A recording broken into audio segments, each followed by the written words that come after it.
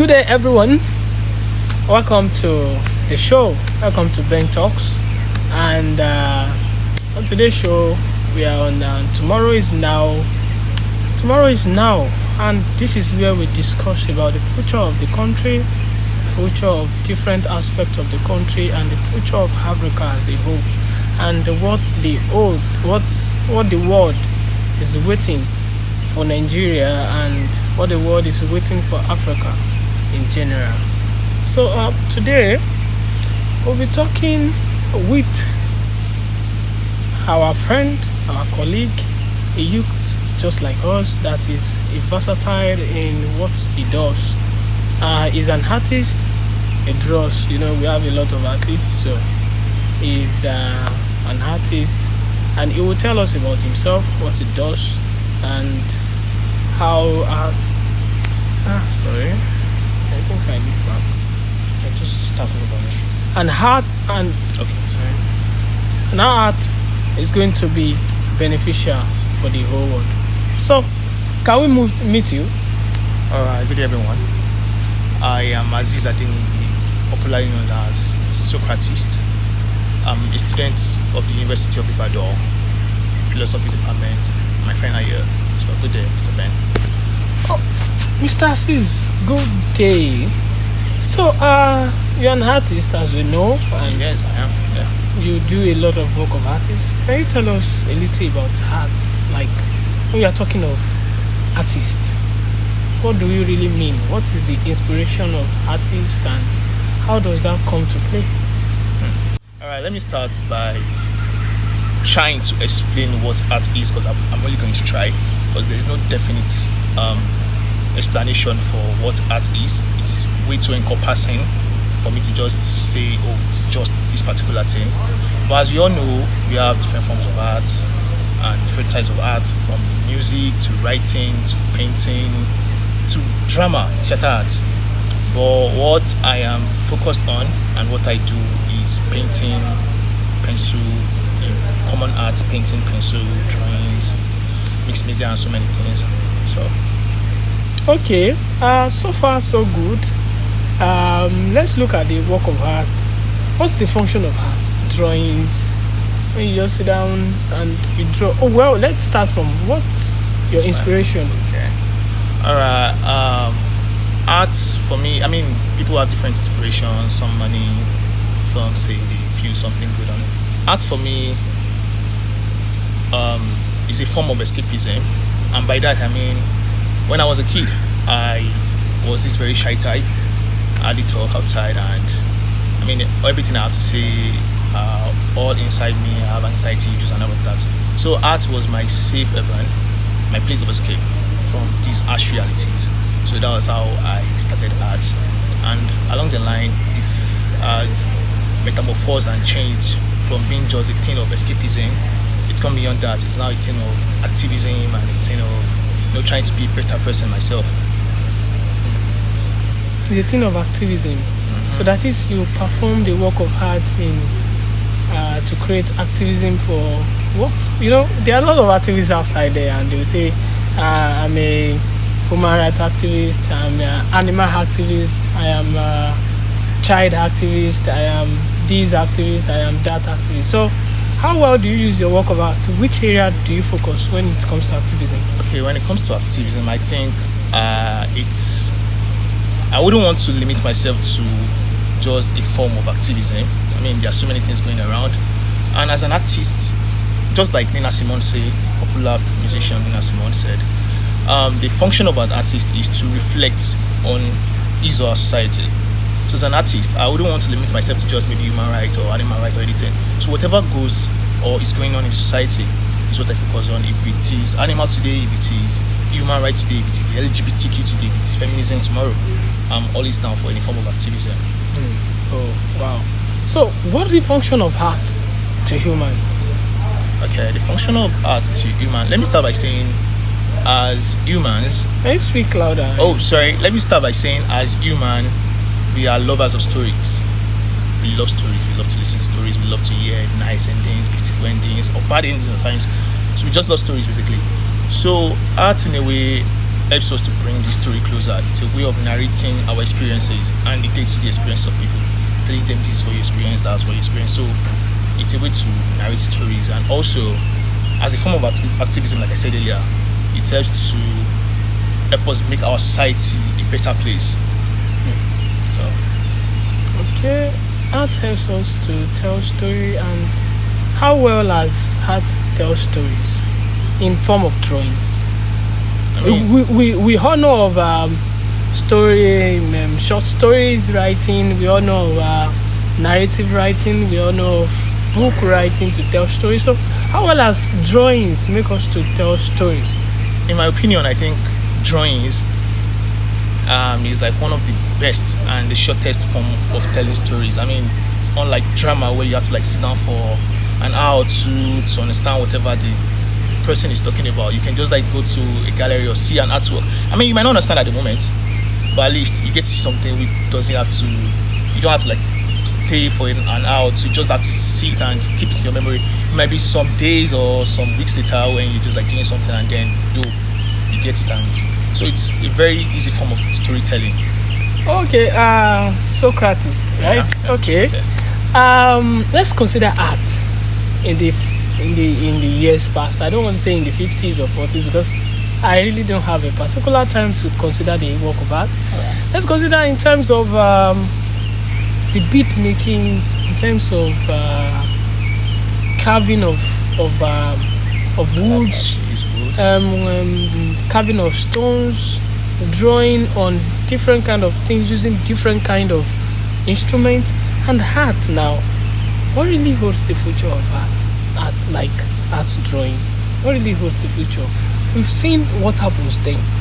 That's how they make the function of art. They will cast wood, they will mold what's it called? Clay soil, they will cast on rocks and bead and everything, iron and everything. So what really holds? And in Africa we really have this problem, the problem of writing and keeping records. That's first our problem in Africa, because we are unable to document things. So now we have the use of paper, pencil, ink and everything to form art, and that is where your set of art comes from. So in the nearest future, what holds the future of art? All right, let me start by saying nothing much has changed the way arts were being done back then and the way art is being done now. But There's only been a little improvement. Okay. I mean, they were carving back then, they were sculpting and what have you. I mean, it's still being done now. It's still the same form of art, just a different medium. I mean, you can now carve on your iPad, on your system, without having to go through the stress of getting materials or the expensive things. I mean, everything has been made digital and it's been so easy. And yeah, talking about the future, I mean, you said something about documentation for us as Africans. I think that's very right. It's very important for us as Africa. We hardly document our things. And I can say there's been so many paintings beyond the common Iboku iron arts. I mean, the knock iron arts and the Iboku arts that we know now. There's been so many other works which we know of, and this has been lost over time through slave trade, the colonialism era, and everything. All these things have been lost. So I think the only thing we can all do there's nothing much. I mean, there's not much an artist can do about keeping his works. I mean, he can only do that when he's alive. After he's dead, there's nothing he can do. There's nothing much he can do. So all we will have to do is like wait on our government. I think that's the best we can do. Wait on our government to take arts more serious and see it beyond just the scribbling or writing of jargons or anything. We should take it more serious and preserve these things, because these are the things that tell about our past. And without a past, I don't think the future will be. How well can the government work in preserving them? What are the things you are expecting government to do? I feel if you check the foreign countries overseas, their governments have a way of keeping their works, their galleries, their museums, by funding these galleries and everything. I mean, talking about works of people like Da Vinci, works of in the 1400s, they still have these works being kept. And even their buildings where stuff are being sculpted, people still go there today to check out this painting.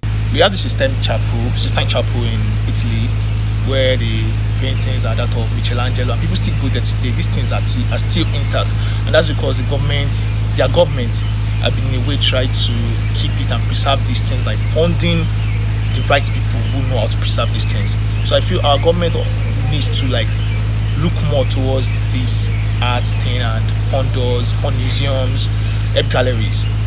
So beyond government, what can individual do?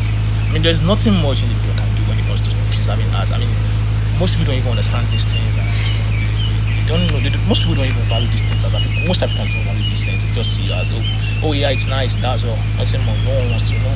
Most people don't want to like keep it at home or preserve anything. It's just painting to them. It's just another photography or another color to them. So it's still the government that can actually preserve these things. Well, another thing I would like to know is that, you know, in the past, there might be, I'm not sure, like there might be not a very good instrument for painting and drawing, like the brush that we have now. Yeah, there were brushes. Right? Yeah. But then it has been perfected more than that. Of course, it has. So how well are we looking at the possibility of developing something more comfortable or something more realistic? Maybe, I don't know, I'm not sure. That you are thinking that, okay, if technology could develop, maybe not technology, if we can develop in improving on this particular instrument or particular thing in the work of art, you get, maybe people might have the ability to expand art the more. Maybe people might even invest more in art in Nigeria, maybe in Africa. You know, like you said the government needs to invest more in the museums and everything. So if possible, in Nigeria or Africa as a whole, we were able to develop to a particular level, people might come and be like, okay, the government might even be much more interested in developing it. So what are the things you think needs to be developed in art? Okay, let me start by saying mediums do matter, but not that much. It all depends on the artist. Yeah, we are in a digital age where everything is being done on system, on your iPads and everything, but still we have artists like myself we still like do traditional arts. I mean, the normal use of painting, brush paints, and people who still want to go for the wood carving and people. So these are just mediums by which everyone tries to achieve or reach their goals. So it's not really about one medium, it's about us appreciating the stories behind these things. It's not about the medium, it's not about the type of art, it's not about the form of art. It's never about that. It's about the stories behind these things. For every piece of art, there's always a story behind it. So it's about preserving the stories, preserving these histories, this past, these experiences. So it's never about the mediums. This was the work I did 2019. That was like 3 years ago now. And this work I made using burnt tire. I mean the car tire, the normal car tire. I burnt it and then grinded it, sieved it, and then made this work out of it. So I don't have a title for this work either. It's untitled. Most of my work are untitled. So yeah. Wow, that's good. Okay. So now, if you look at the technological world now, I think NFT is now taking over a lot of work of art. Yeah. So beyond NFT, how well can art survive? I mean, before NFT came to be, Okay. art has been surviving. Okay. And I would have loved to say even after NFT, but I don't think there's going to be a thing after NFT, because NFT is the future and the future is now. So I don't think even want there to won't be imagine anything to override the NFT in the long run? No, I don't think so. Really? Yeah. You know, the world keeps evolving. Okay. And okay. I think I'm not sure that the world might be. Although I'm not saying NFT is not here to Okay. stay. You get, NFT is here to stay already. You get, but then beyond NFT, see, I want us to recognize the fact that, you know, money is here to stay. Money has stayed, right? Right. But now people are not actually spending physically again. Just that in our world that has yet to develop. You get, people now do online transactions, online banking, virtual banking, virtual payment, and every other thing, and all these things are going on. You get, so even in supermarkets today, you don't have to go there with your with your cash or something. Just with virtual money, you paid everything. So if the value, the money in value of paper is gradually evolving. You get? So I don't think as time goes on, NFT will not evolve. So if NFT should evolve, I think there is a common misconception about NFTs. When people hear NFTs, they think of NFTs as the artwork, as an art itself. I mean, it's just the common word. NFT is a form of money, a non-fungible token. That's the full meaning. So NFT, the art is never NFT. NFT is just a way of owning this art. It's about authenticity of this art. So once a person creates something and he or she sells on NFT, whoever buys this gets a certificate of ownership. So no matter how many duplicates of this work exist anywhere else, the person with the certificate of ownership, which now is in form of digital codes or something, owns the original art. So imagine a world of Mona Lisa. I mean, Mona Lisa now was done in the 1400s by Leonardo da Vinci. And even the current one, I'm very certain we have more than 100 copies of Mona Lisa. I'm talking about paintings, not even printed works now. We have more than 100 paintings of Mona Lisa which look exactly like Mona Lisa. And the Mona Lisa itself had been stolen like twice, I think. So now imagine a world where you have to like go through the stress of saying, oh yeah, this is the original Mona Lisa, this is the fake Mona Lisa, having to check, and whoever owns it. Imagine after stealing Mona Lisa now after getting married, you have to like confirm whether it's the real Mona Lisa or not. The NFT has brought an easier way, much easier way for us to like differentiate between real, authentic art and all these fake art, because whoever owns the ownership, authenticity, the codes, owns this art, and it's in a way helps to protect art, because you don't have to like, I mean, digital art world now, you don't have to like just steal. It's almost impossible to steal a digital art, but you buy on NFT, it's almost impossible to steal. So whoever buys these things, not like a robber will just come in, or just any hacker will come in and just steal your work, steal your authenticity and everything. No, it's not that easy anymore. So it's really just a way to help artists and art buyers or art collectors to have a proof of authenticity, of ownership to the works of art they buy. So that's what NFT is really about. how well do you design? Do you draw? That's what I mean. How well do you draw? How well do I draw? In a week? Like how many times do you draw in a week? I try to sketch every day. Every day? Yeah. Wow. That's nice. So, well, that sketch. Yeah, sketch. Finished drawing. My paintings. Okay, let me go back to my activism thing now.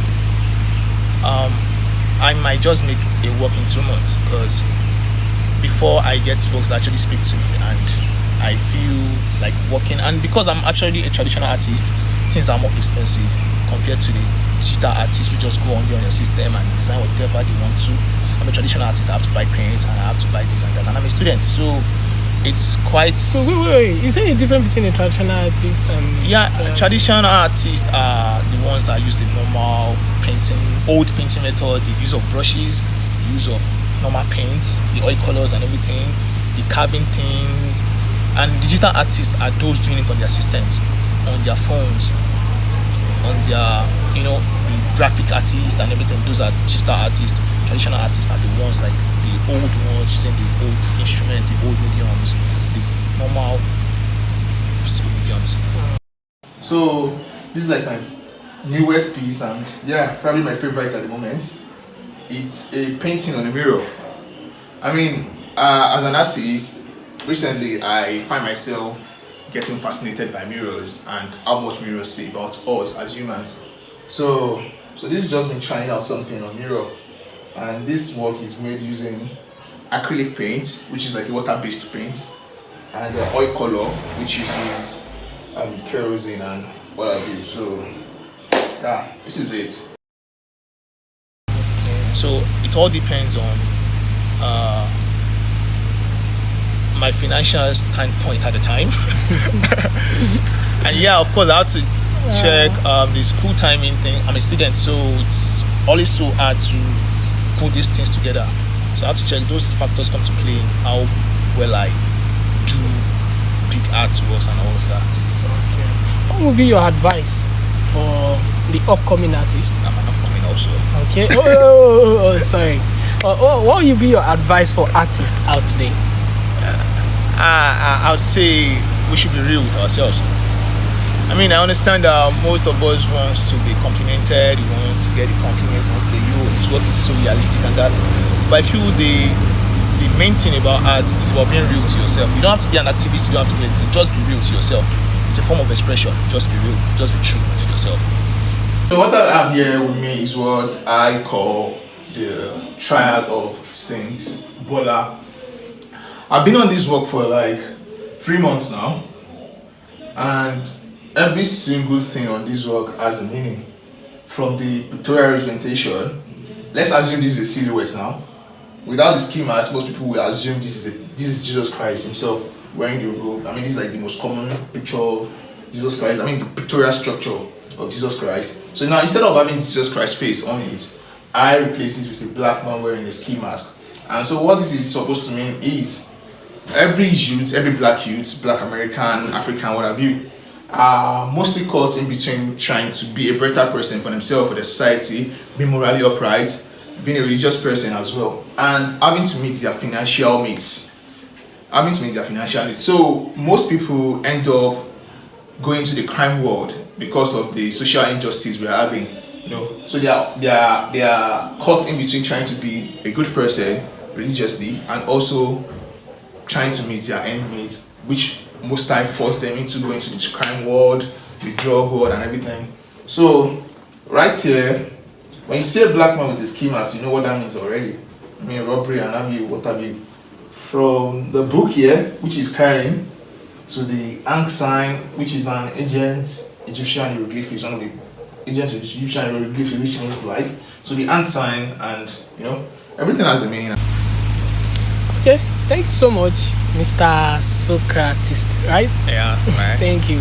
Thank you so much, and we really hope that the future of art in Nigeria, the future of art in Africa, it does not go to extinction, because if care is not taken, art in Africa will be a story. But if we take note, as he has said, that our government has a lot of work to do, so we'll be using this medium. So please beg our government, invest in art. This is what we are known for. This is what Africa is being known for. The drawings, the carving, the bead making, the whatever, anything, casting on stones, carving of woods, carving of irons. Please invest in all these things. Thank you so much.